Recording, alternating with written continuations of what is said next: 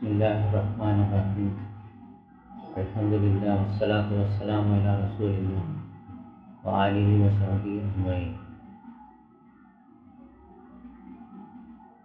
ഷെയ്ഖുൽ ഇസ്ലാം മുഹമ്മദ് അബ്ദുൽ വഹാബ് റഹിമഹുള്ളയുടെ ഉസ്സൂലുസ് സലാസയുടെ ആമുഖം വായിച്ചുകൊണ്ടിരിക്കുകയാണ്. ആമുഖത്തിൻ്റെ ടെക്സ്റ്റ് നമ്മൾ വായിച്ചു. ഇനി ഇൻഷാ അല്ലാഹ് അതിൻ്റെ വിശദീകരണം. ആമുഖത്തിൽ 3 റിസാലയുണ്ട്. അതിൽ ആദ്യത്തെ റിസാലയുടെ വിശദീകരണമാണ് ഇൻഷാ അല്ലാഹ് വായിക്കാൻ പോകുന്നത്. ആദ്യത്തെ റിസാല നമ്മളറിയാം, അത് സൂറത്തുൽ അസ്റിൻ്റെ ഓരോ സ്ത്രീയും പുരുഷനും അറിയേണ്ട, അത് ജീവിതത്തിൽ കൊണ്ടുവരേണ്ട 4 നിർബന്ധ കാര്യങ്ങളാണ്. അതിലാദ്യത്തേത് അറിവ്, അള്ളാഹുവിനെ കുറിച്ചും അവൻ്റെ പ്രവാചകൻ സല്ലല്ലാഹു അലൈഹി വസല്ലമയെ കുറിച്ചും അവൻ്റെ ദീനിനെ കുറിച്ചുമുള്ള അറിവ്. രണ്ടാമത്തേത് ആ അറിവ് അമല് ചെയ്യുക. മൂന്നാമത്തേത് അത് പ്രബോധനം ചെയ്യുക, അതിലേക്ക് ആളുകളെ വിളിക്കുക. നാലാമത്തേത് ഈ കാര്യങ്ങളൊക്കെ ചെയ്യുമ്പോൾ എന്തൊക്കെ പ്രയാസങ്ങളും ബുദ്ധിമുട്ടുകളും ഉണ്ടോ അതൊക്കെ ഏറ്റവും നല്ല രീതിയിൽ സഹിക്കുകയും ക്ഷമിക്കുകയും ചെയ്യുക. The author's introduction. Qala rahimahullah. Bismillahir Rahmanir Rahim. The author, may Allah have mercy upon him, begins his treatise with the basmala, that is, in the name of Allah, the most merciful, the bestower of mercy. ഗ്രന്ഥകാരൻ്റെ ആമുഖം, ഷെയ്ഖുൽ ഇസ്ലാം മുഹമ്മദ് അബ്ദുൽ വഹാബിൻ്റെ ആമുഖം. ഗ്രന്ഥകാരൻ അള്ളാഹുവിൻ്റെ കാരുണ്യം അദ്ദേഹത്തിനുണ്ടാകട്ടെ ഈ പ്രബന്ധം തുടങ്ങുന്നത് ബസ്മല കൊണ്ടാണ്. പരമകാരുണ്യകനും കരുണാനിധിയുമായ അള്ളാഹുവിൻ്റെ നാമം. അപ്പോൾ ഈ ബസ്മലയാണ് ഇനി ഇൻഷാ അല്ലാഹ് വിശദീകരിക്കാൻ പോകുന്നത്. The Sharh, explanation. The author begins this treatise with the basmala, that is, in the name of Allah, the most merciful, the bestower of mercy, following the example set by the book of Allah, the mighty and magnificent.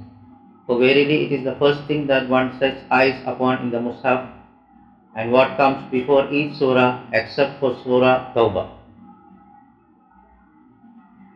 ഗ്രന്ഥകാരൻ ഈ പ്രബന്ധം തുടങ്ങുന്നത് ബസ്മല കൊണ്ടാണ്, അഥവാ പരമകാരുണികനും കരുണാനിധിയുമായ അള്ളാഹുവിൻ്റെ നാമത്തിൽ. ഇത് അള്ളാഹിൻ്റെ കിതാബിലുള്ള മാതൃകയാണ്. നമ്മൾ അള്ളാഹുവിൻ്റെ കിതാബിലേക്ക് കണ്ണോടിച്ചാൽ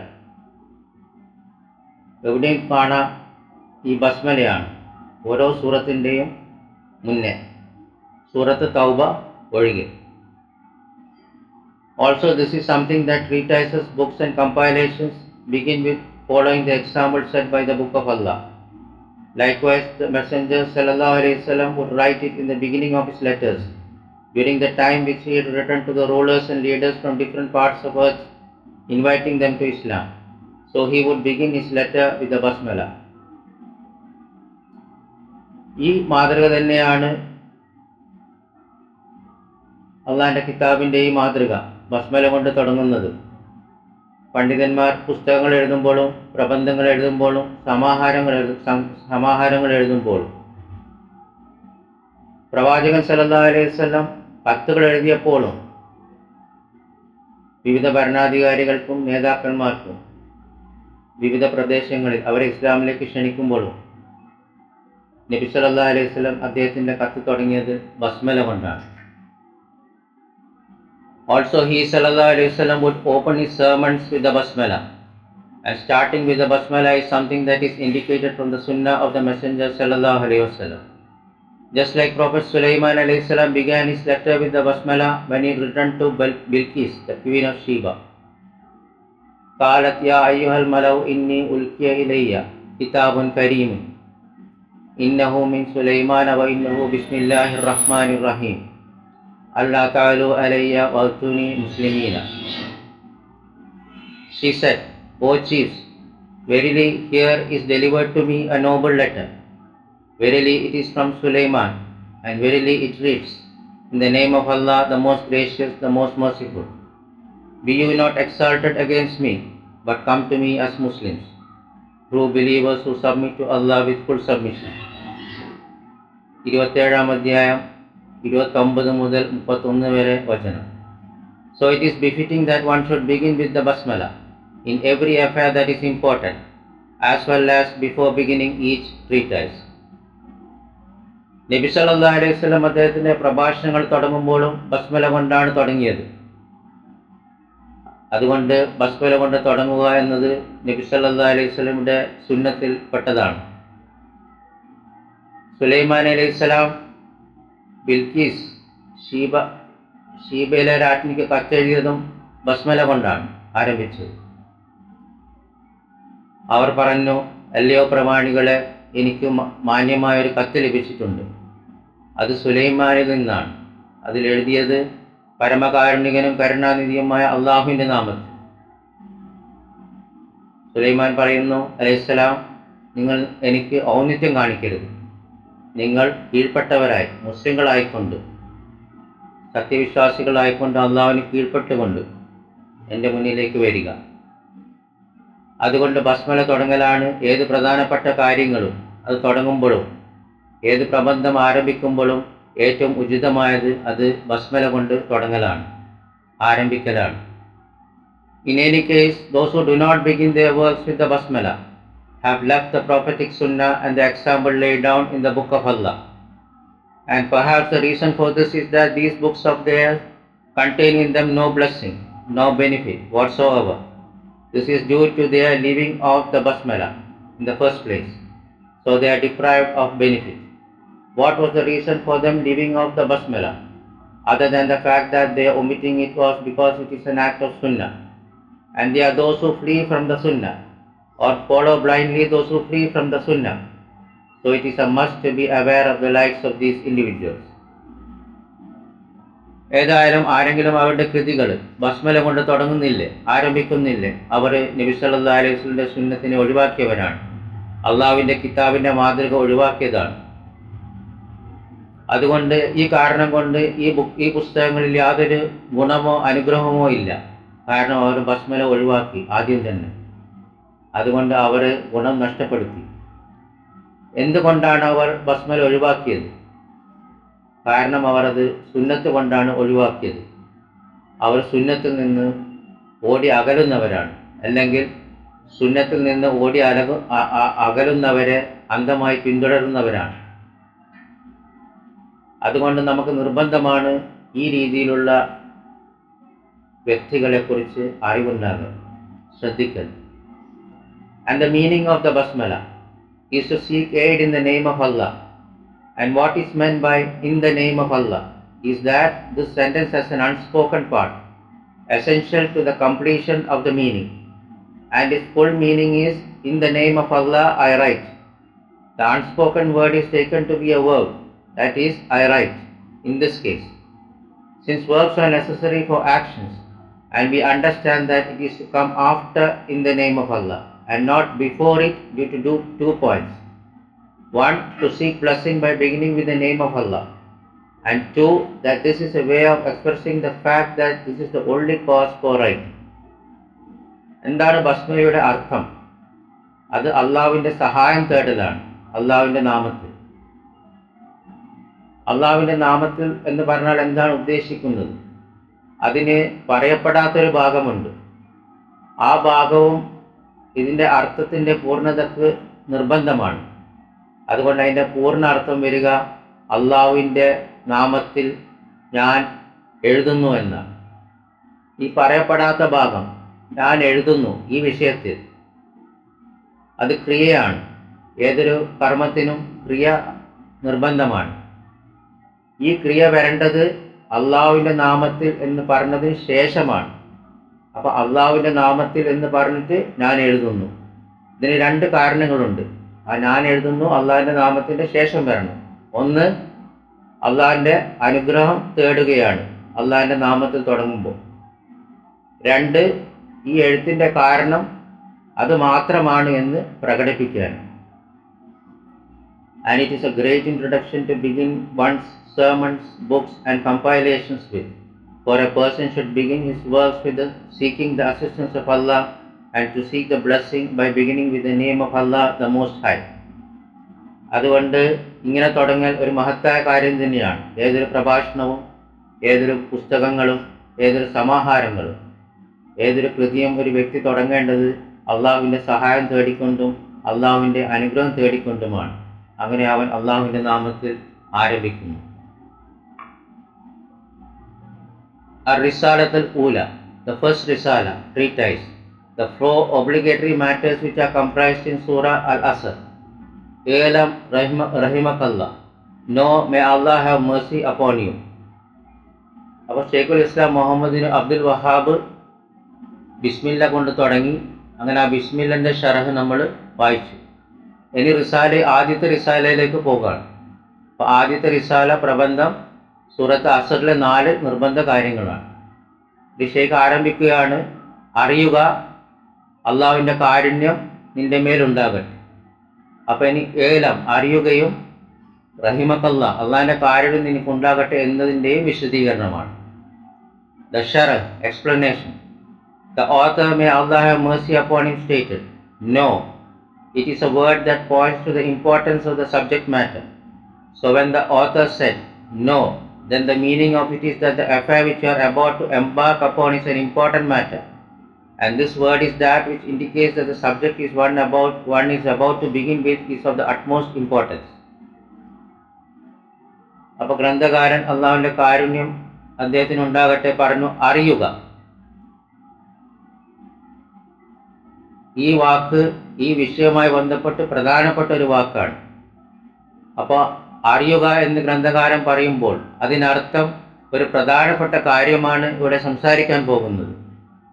ഈ വിഷയത്തിൻ്റെ പ്രാധാന്യം, അതിൻ്റെ ഗൗരവമാണ് ഇവിടെ ഉണർത്തുന്നത്. And the meaning of the word ilm in the Arabic language is derived from the imperative form of the word ilm, which means to learn. And ilm, knowledge, is to comprehend the reality of something as it truly is. And to comprehend something opposite of its true reality is ignorance, which is the opposite of knowledge. ഏലമിൻ്റെ അർത്ഥം, ഏലം അറബി വാക്ക്, അത് ഇൽം എന്ന കൽപ്പനാക്രിയയിൽ നിന്ന് ലഭിച്ചതാണ്. അതിനർത്ഥം പഠിക്കുക എന്നാണ്. അപ്പോൾ ഇൽം എന്ന് പറഞ്ഞാൽ ഒരു വിഷയം, ഒരു സംഗതി അതിൻ്റെ ശരിയായ യാഥാർത്ഥ്യത്തിലൂടെ ഗ്രഹിക്കുക എന്നാണ്. ഒരു സംഗതിയുടെ കാര്യം അതിൻ്റെ വിപരീതമായി ഗ്രഹിക്കുന്നതിന്, അതിൻ്റെ യാഥാർത്ഥ്യത്തിന് വിപരീതമായി ഗ്രഹിച്ചാൽ അതിന് അറിവില്ലായ്മ എന്ന് പറയാം. ഇത് അറിവിൻ്റെ വിപരീതമാണ്. The author saying, may Allah have mercy upon you, is a supplication made for the student of knowledge. For here the author supplicates for the students of knowledge that Allah has mercy on them and that He the Most High conferred upon them His mercy. For in this supplication is kindness from the teacher to the student, and by the teacher beginning with a kindly word and a righteous supplication, it affects the student, whereby causing him to be more inclined towards his teacher. ഗ്രന്ഥകാരൻ അള്ളാഹുവിൻ്റെ കാരുണ്യം നിനക്കുണ്ടാകട്ടെ എന്ന് ദുആ ചെയ്യുമ്പോൾ, പഠിക്കുന്ന വിദ്യാർത്ഥിക്ക് ദുആ ചെയ്യുമ്പോൾ അള്ളാഹിൻ്റെ കാരുണ്യത്തിന് വേണ്ടി ദുആ ചെയ്യുകയാണ്. അങ്ങനെ അള്ളാഹിൻ്റെ കാരുണ്യം അവന് നൽകപ്പെടാൻ വേണ്ടി. ഈ ദുആയിൽ അധ്യാപകന് വിദ്യാർത്ഥിയോടുള്ള കാരുണ്യമുണ്ട്. അധ്യാപകൻ ഈ കാരുണ്യമായ വാക്കുകൊണ്ട് തുടങ്ങുമ്പോൾ, ഈ സൽവൃത്തമായ ദുആ കൊണ്ട് തുടങ്ങുമ്പോൾ, ഇത് വിദ്യാർത്ഥിക്ക് അത് അധ്യാപകനോട് ചായ്വുണ്ടാക്കാനുള്ള കാരണമാകുന്നു. As for the teacher who begins his speech with that which is inappropriate, then this will cause the student to run away from him. So it is a must for the scholar, those who call to the way of Allah and those who command the good and prohibit the evil, to be kind and courteous to the one they are addressing, by their supplicating and praising them and speaking to them in a manner that is kind, for this is something that will cause their da'wah to be accepted. As it pertains to the one who is arrogant and prideful, then he is to be addressed in a different manner altogether. ഇനി ഏതെങ്കിലും അധ്യാപകൻ അനുചിതമായ വാക്കുകൊണ്ട് ആരംഭിച്ചാൽ അദ്ദേഹത്തിൻ്റെ പ്രഭാഷണം, ഇത് വിദ്യാർത്ഥിയെ അദ്ദേഹത്തിൽ നിന്ന് ഓടിക്കളയാൻ കാരണമാകും. അതുകൊണ്ട് ഒരു അധ്യാപകന് നിർബന്ധമാണ് ആരല്ലാഹുവിലേക്ക് ക്ഷണിക്കുന്നുവോ, നന്മ കൽപ്പിക്കുകയും തിന്മ തടയുകയും ചെയ്യുന്ന ഒരു അധ്യാപകന് വിദ്യാർത്ഥിയോട് കാരുണ്യവും മര്യാദയും ഉണ്ടാകുക. ആരെയാണോ അദ്ദേഹം അഭിസംബോധന ചെയ്യുന്നത് അവർക്ക് വേണ്ടി ദുആ ചെയ്യൽ, അവരെ പ്രശംസിക്കൽ, അവരോട് നല്ല രീതിയിൽ സംസാരിക്കൽ, കാരുണ്യത്തോടെ സംസാരിക്കൽ. ഇത് ആ അധ്യാപകൻ്റെ ദഅവത്തിന് സ്വീകാര്യതയ്ക്ക് കാരണമാകും. ഇനി അഭിസംബോധകൻ ആരെങ്കിലും ധിക്കാരവും അഹങ്കാരമുള്ളതാണെങ്കിൽ ഈ രീതിയിലല്ല അവനോട് പെരുമാറേണ്ടത്. Allah the Most High says, وَلَا تُجَادِلُوا أَهْلَ الْكِتَابِ إِلَّا بِالَّتِي هِيَ أَحْسَنُ إِلَّا الَّذِينَ ظَلَمُوا مِنْهُمْ وَقُولُوا آمَنَّا بِالَّذِي أُنْزِلَ إِلَيْنَا وَأُنْزِلَ إِلَيْكُمْ وَإِلَٰهُنَا وَإِلَٰهُكُمْ وَاحِدٌ وَنَحْنُ لَهُ مُسْلِمُونَ. And argue not with the people of the scripture, Jews and Christians, unless it be in a way that is better, with good words and in good manner, inviting them to Islamic monotheism with his verses, except with such of them as do wrong, and say to them, we believe in that which has been revealed to us and revealed to you. Our Ilah and your Ilah is one, and to him we have submitted as Muslims. 29-ാം അധ്യായം 46-ാം വചനം. അപ്പോൾ അഭിസംബോധകർ അവരോട് ദഅവത്ത് ചെയ്യുമ്പോൾ അവർ അഹങ്കാരവും ധിക്കാരവുമുള്ളവരാണെങ്കിൽ അവരോട് നല്ല രീതിയിലല്ല, ഏത് രീതിയിലാണ് അഭിസംബോധന ചെയ്യേണ്ടത് എന്നാണ് ഈ വചനം പഠിപ്പിക്കുന്നത്. നിങ്ങൾ അഹ്ലുൽ കിതാബിനോട് അഥവാ ജൂതന്മാരോടും ക്രൈസ്തവരോടും ഏറ്റവും നല്ല രീതിയിലല്ലാതെ തർക്കിക്കരുത്, സംവാദം നടത്തരുത്. അവരിൽ നിന്ന് അക്രമം പ്രവർത്തിച്ചവരൊഴികെ അവരോട് പറയുക, നിങ്ങൾക്ക് അവതരിപ്പിച്ചതിലും ഞങ്ങൾക്ക് അവതരിപ്പിച്ചതിലും ഞങ്ങൾ വിശ്വസിക്കുന്നു. ഞങ്ങളുടെ ഇലാഹും നിങ്ങളുടെ ഇലാഹും ഒരുവനാകുന്നു. ഞങ്ങൾ അവന് കീഴ്പ്പെട്ടിരിക്കുന്നു മുസ്ലിങ്ങളായി. 29-ാം അധ്യായം 46-ാം വചനം. For those who are arrogant, prideful and do wrong from the people of the book, then they are those who are not to be addressed with a manner that is better. Rather, they are to be addressed with that which is used to refute them. Allah says, Ya ayyuhan nabiyyu, jahidil kuffara wal munafiqina waghluz alayhim wa ma'wahum jahannam wa bi'sal masir. O Prophet Muhammad sallallahu alaihi wasallam, strive hard against the disbelievers and the hypocrites, and be harsh against them, and their abode is hell, and worse indeed is that destination. 9-ാം അധ്യായം 73-ാം വചനം. അപ്പോൾ അഹ്ലുൽ കിതാബിലെ അഹങ്കാരവും ധിക്കാരവും ഉള്ളവർ, അവർ അതിക്രമം പ്രവർത്തിച്ചവർ, അവരോട് ഈ ഏറ്റവും നല്ല രീതിയിലല്ല അഭിസംബോധന ചെയ്യേണ്ടത്. അവരെ അഭിസംബോധന ചെയ്യേണ്ടത് അവരെ വിമർശിക്കുന്ന രീതിയിലാണ്. അള്ളാഹു പറഞ്ഞു, അല്ലയോ നബി സല്ലല്ലാഹു അലൈഹി വസല്ലം, സത്യനിഷേധികൾക്കും മുനാഫിക്കൾക്കുമെതിരെ ഏറ്റവും നല്ല പരിശ്രമം നടത്തുക, അവരോട് പരിശുദ്ധ കാണിക്കുക. അവരുടെ സങ്കേതം ജഹന്നമാണ്. ആ മടക്കി ചെല്ലുന്ന സ്ഥലം എത്രയോ ചീത്ത. 9-ാം അധ്യായം 73-ാം വചനം. The hypocrites are not fought with weapons, they are only fought with proof and evidence and harsh words that cause the people to drive away from them. Allah said concerning them, وَقُلْ لَهُمْ فِي أَنفُسِهِمْ قَوْلًا بَلِيغًا, and speak to them an effective word, that is to believe in Allah, worship Him, obey Him, and be afraid of Him, to reach their inner selves. 4-ാം അധ്യായം 73-ാം വചനം. And this verse is directed specifically to them, because they are the people of arrogance and pride, and they do not want the truth. Rather, they want to lead the people astray, and they are to be addressed with what is befitting for them.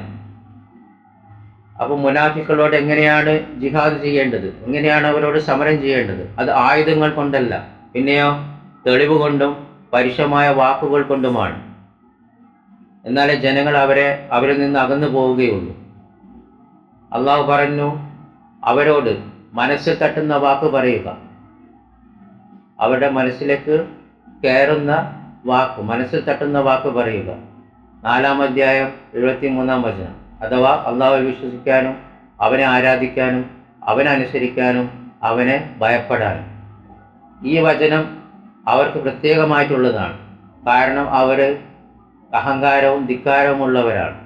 അവർക്ക് സത്യം വേണ്ട. അവർ ജനങ്ങളെ വഴിപിഴപ്പിക്കുന്നു. അതുകൊണ്ട് അവരെ അഭിസംബോധന ചെയ്യേണ്ടത് ഈ രീതിയിലാണെന്നതാണ് ഏറ്റവും ഉചിതം. അപ്പോൾ അഹ്ലുൽ കിതാബ് അവരിൽ നിന്ന് അക്രമം പ്രവർത്തിക്കാത്തവരോട് ഏറ്റവും നല്ല രീതിയിലാണ് സംവാദം നടത്തേണ്ടത്, ഡിബേറ്റ് നടത്തേണ്ടത്. അവരിൽ നിന്ന് അതിക്രമം പ്രവർത്തിച്ചവരോട് അങ്ങനെയല്ല. അവരോട് പരുഷമായ രീതിയിലാണ് സംസാരിക്കേണ്ടത്. മുനാഫിക്കുകളോട് അവരുടെ മനസ്സ് തട്ടുന്ന രീതിയിൽ സംസാരിക്കണം. As for the student that is guided, then he is to be addressed with kindness, love and mercy, because he desires the truth and beneficial knowledge. മാർഗദർശനം ലഭിച്ച ഒരു വിദ്യാർത്ഥി അഭിസംബോധന ചെയ്യേണ്ടത് കാരുണ്യത്തോടും സ്നേഹത്തോടും ആയിരിക്കണം. കാരണം ആ വിദ്യാർത്ഥി സത്യം ആഗ്രഹിക്കുന്നു, ഗുണകരമായ വിജ്ഞാനം ആഗ്രഹിക്കുന്നു. The author's statement, "No, may Allah have mercy upon you," is a supplication for Allah to have mercy upon you. Because when Allah has mercy upon you, then you will be happy in this life and the next, and you will be admitted into the mercy of Allah. This is a supplication from a noble scholar and a righteous man, whom we hope that Allah will accept it from him. ഗ്രന്ഥകാരൻ്റെ വാക്ക്, ദുആ, അള്ളാഹിൻ്റെ കാരുണ്യം നിനക്കുണ്ടാകട്ടെ. അത് അള്ളാഹിനോട് ദുആ ചെയ്യുകയാണ്, നിനക്ക് അള്ളാഹുവിൻ്റെ കാരുണ്യം ഉണ്ടാകട്ടെ. കാരണം അള്ളാഹുവിൻ്റെ കാരുണ്യം ഉണ്ടാകുമ്പോഴാണ് ഈ ലോകത്തും പരലോകത്തും സന്തോഷമാവുകയും അള്ളാഹുവിൻ്റെ കാരുണ്യത്തിൽ പ്രവേശിപ്പിക്കുകയും ചെയ്യുക. ഇത് മാന്യമായ ഒരു പണ്ഡിതൻ്റെ ദുആ ആണ്, സൽക്കർമ്മകാരിയായ ഒരു മനുഷ്യൻ്റെ. അള്ളാഹു ഇത് അദ്ദേഹത്തിൽ നിന്ന് സ്വീകരിക്കട്ടെ. أنه يجب علينا تعلم 4 مسائل, that it is obligatory upon you to have knowledge of 4 matters. പിന്നെ ഷെയ്ഖുൽ ഇസ്ലാം റഹിമഹുല്ലാ പറയുന്നു, 4 കാര്യങ്ങൾ നിങ്ങൾക്കറിയാൻ നിർബന്ധമാണ്. The saying of the author that it is obligatory, വാജിബ്. അപ്പോൾ ഇനി ഈ നിർബന്ധം എന്ന് പറഞ്ഞാൽ എന്താണെന്ന് വിശദീകരിക്കുകയാണ്. എന്താണ് നിർബന്ധം കൊണ്ട് ഉദ്ദേശം, വാജിബ് കൊണ്ട് ഉദ്ദേശം? Al-wajib, mandatory, is that you are rewarded for doing it and punished for not doing it. Al-mustahab, recommended, is that you are rewarded for doing it but there is no punishment if you don't do it. Al-mubah, permissible, is that there is no reward for doing it nor is there any punishment for leaving it off. അപ്പോൾ al-wajib, നിർബന്ധം എന്ന് പറഞ്ഞാൽ അത് ചെയ്താൽ പ്രതിഫലമുണ്ടാകും, അത് ചെയ്തിട്ടില്ലെങ്കിൽ കുറ്റകരമായിരിക്കും. അൽ മുസ്തഹബ് എന്ന് പറഞ്ഞാൽ അത് ചെയ്താൽ പ്രതിഫലമുണ്ടാവും, പക്ഷെ ചെയ്തിട്ടില്ലെങ്കിൽ കുറ്റമുണ്ടാവില്ല. അൽ മുബാഹ്, അനുവദനീയം എന്ന് പറഞ്ഞാൽ ചെയ്താൽ പ്രതിഫലം ഉണ്ടാവില്ല, ചെയ്തിട്ടില്ലെങ്കിൽ കുറ്റം ഉണ്ടാവില്ല. And what the author, may Allah have mercy upon him, means by it is obligatory is that this matter is not from those matters that are recommended nor is from the permissible affairs, rather it is obligatory. So if we were to leave off learning these 4 matters, then we all will be committing a sin, because this is from the mandatory affair. And the author did not say it is recommended that you have knowledge of these 4 matters, or that it is better for you to have knowledge of these 4 matters. Rather he said it is obligatory upon you. And the meaning of something being mandatory is that if you were to leave it off, it is a sin. അപ്പോൾ ഗ്രന്ഥകാരൻ അള്ളാഹുവിൻ്റെ കാരുണ്യം അദ്ദേഹത്തിനുണ്ടാകട്ടെ, ഇത് നിർബന്ധമാണ് എന്ന് പറയുമ്പോൾ ഇത് മുസ്തഹബായ കാര്യമോ അല്ലെങ്കിൽ അനുവദിച്ച കാര്യത്തിലോ പെടുന്നതല്ല, മറിച്ച് നിർബന്ധമാണ്. അപ്പോൾ ഈ നിർബന്ധമായ ഈ 4 കാര്യങ്ങൾ പഠിക്കുന്നതിൽ നിന്ന് ആരെങ്കിലും ഒഴിവായാൽ അവൻ കുറ്റം ചെയ്തു. കാരണം ഇത് നിർബന്ധ കാര്യങ്ങളിൽ പെട്ടതാണ്. ഗ്രന്ഥകാരൻ പറഞ്ഞതല്ല ഇത് മുസ്തഹബാണ് എന്നോ ഈ 4 കാര്യങ്ങളെക്കുറിച്ച് പറഞ്ഞില്ല, അല്ലെങ്കിൽ ഇത് പഠിക്കല നല്ലത് എന്ന് ഈ 4 കാര്യങ്ങളെക്കുറിച്ച് പറഞ്ഞില്ല. പക്ഷെ പറഞ്ഞത് എന്താണ്, നിനക്കിത് നിർബന്ധമാണ്.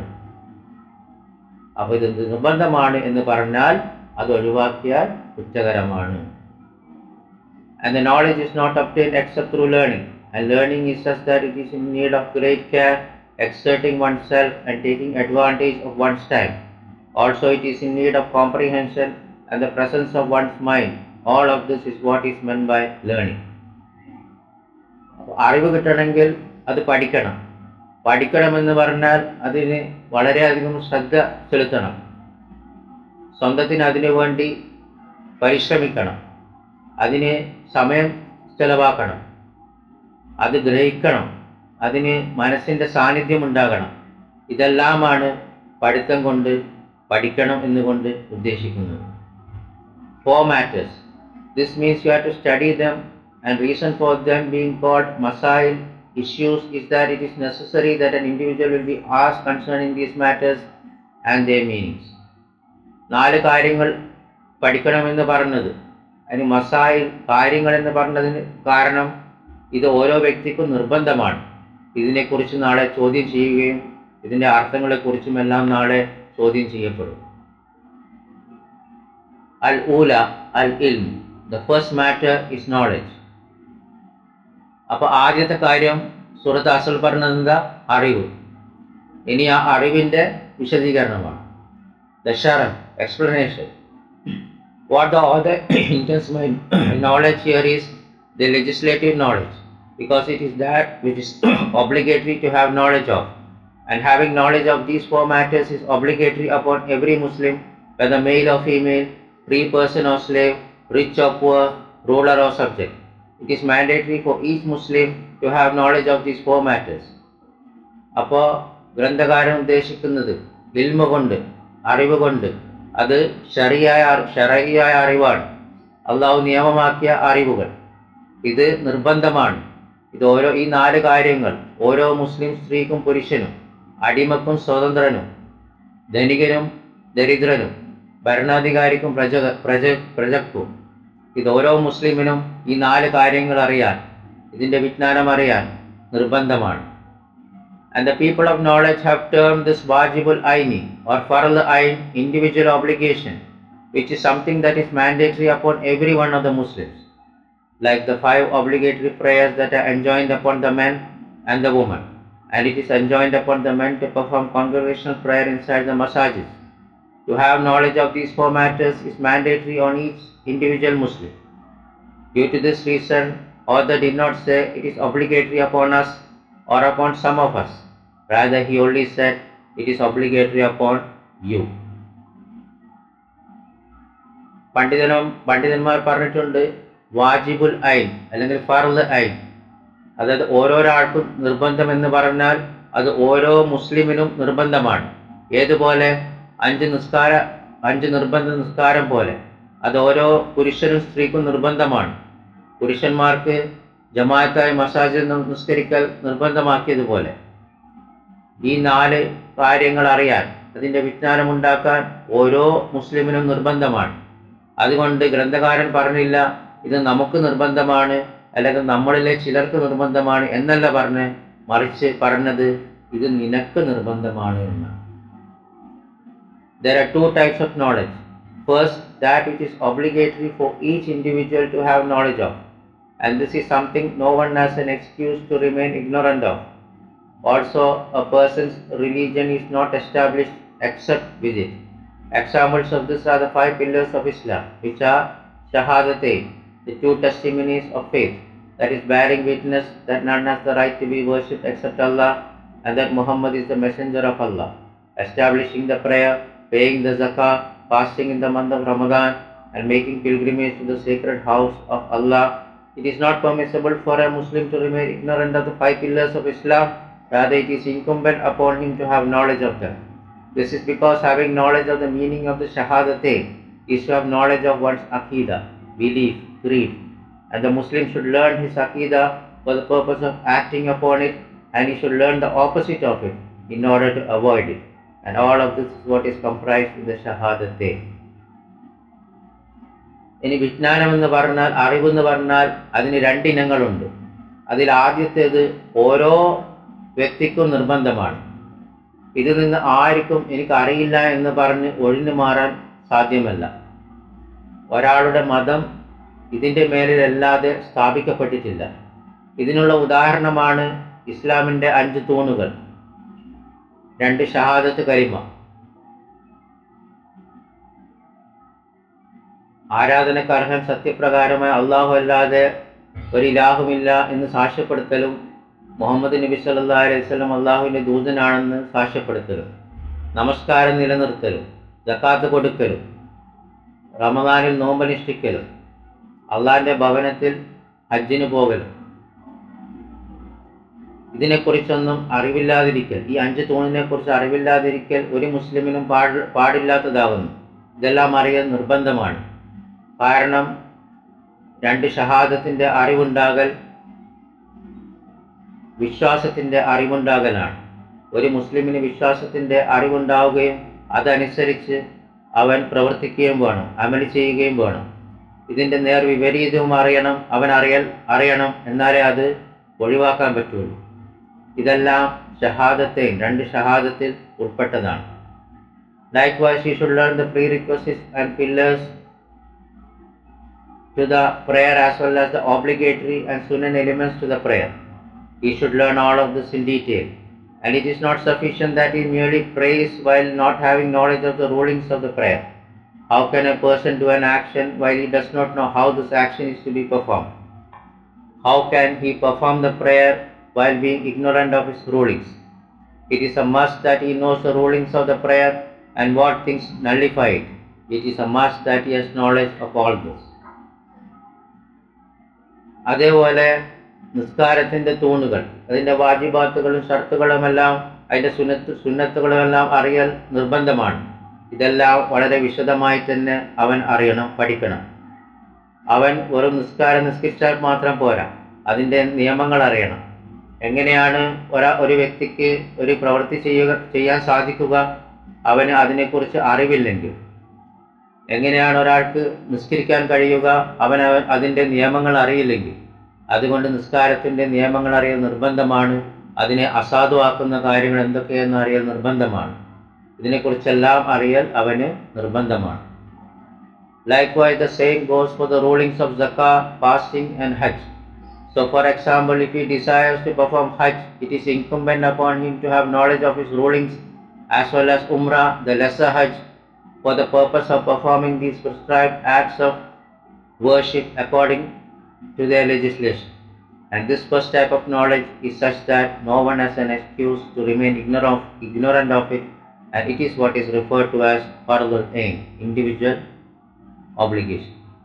ഇതേപോലെ സക്കാത്തിൻ്റെയും നോമ്പിൻ്റെയും ഹജ്ജിൻ്റെയും നിയമങ്ങൾ അറിയൽ നിർബന്ധമാണ്. ഒരു ഉദാഹരണം, ഒരാൾ ഹജ്ജിന് പോകാൻ ഉദ്ദേശിക്കുന്നുണ്ടെങ്കിൽ അവന് അതിൻ്റെ നിയമങ്ങൾ അറിയൽ നിർബന്ധമാണ്. അതേപോലെ ഉംറയും. കാരണം എന്നാലേ അവന് അതിൻ്റെ ആരാധനകൾ നിർദ്ദേശിച്ച പ്രകാരം അവന് ഇബാദത്ത് ചെയ്യാൻ സാധിക്കുകയുള്ളൂ. ഈ ആദ്യത്തെ ഇനം വിജ്ഞാനത്തിൻ്റെ ആദ്യത്തെ ഇനം, ഇതിൽ നിന്ന് ആർക്കും ഒഴിവാകാൻ പാടില്ല. ഇതിനാണ് ഫർളുൽ ഐൻ, ഓരോ വ്യക്തിക്കും നിർബന്ധം എന്ന് പറയുന്നു.